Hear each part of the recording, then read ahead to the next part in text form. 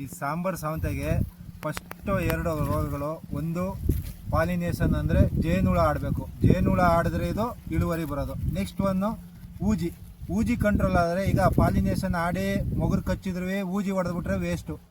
First ಪಾಲಿನೇಷನ್ಗೆ ಜೇನುಳ ಆಡಂಗೆ ನೋಡ್ಕೊಳ್ಬೇಕು. ಯಾಕಂದರೆ ನಾನು ನನ್ನ ಜಮೀನಲ್ಲಿ ಸುತ್ತ ಬೆಲ್ಲದ ಪಾಕ ಎಲ್ಲ ಗೋಣಿ ಚೀಲ ಕಜ್ಜಿ ಎಲ್ಲ ಬೆಲ್ಲದ ಪಾಕನ ಸುತ್ತ ಇಟ್ಟಿದ್ದೀನಿ. ಈ ಮಳೆಗಾಲದಲ್ಲಿ ಮಾತ್ರ ಇದನ್ನ ಕಂಪಲ್ಸರಿ ರೈತರು ಆದಷ್ಟು ಮಾಡಲೇಬೇಕು. ಯಾಕಂದ್ರೆ ನನ್ನ ಪಕ್ಕದ ಜಮೀನು, ನನ್ನ ಆಪೋಸಿಟ್ ಜಮೀನಲ್ಲಿ ಬಾಳೆ ಇದೆ. ಬಾಳೆ ಮೋತಕ್ಕೆ ಬಂದು ಎಲ್ಲ ಆ ಕಡೆ ಜೇನೆಲ್ಲ ಹೋಗ್ತಿದ್ದ.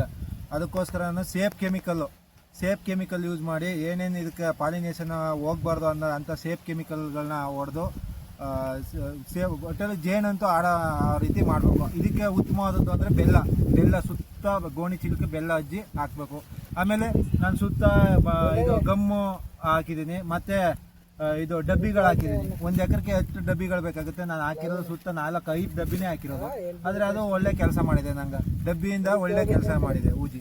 ಒಟ್ಟಾರೆ ಇದಕ್ಕೆ ಮುಖ್ಯ ಕಾರಣ ಪಾಲಿನೇಷನ್ ಆಡಿವಿ, ಊಜಿ ಕಂಟ್ರೋಲ್ ಮಾಡಲಿಲ್ಲ ಅಂದ್ರೆ ರೈತರು ಬೆಳೆದಿರೋದೇ ವೇಸ್ಟ್ ಆಗುತ್ತೆ. ಆದರೆ ಊಜಿ ಹೊಡೆದ ಕಾಯಿ ಯಾರೂ ತಗೊಳ್ಳಲ್ಲ.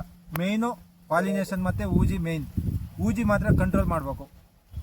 ಈ ತಳಿ ಲಕ್ಷ್ಮಿ ಇನ್ಪುಟ್ ಕಂಪನಿಯ ಸಾಂಬಾ ತಳಿ ನನಗೆ ತುಂಬ ಖುಷಿ ತಂದಿದೆ.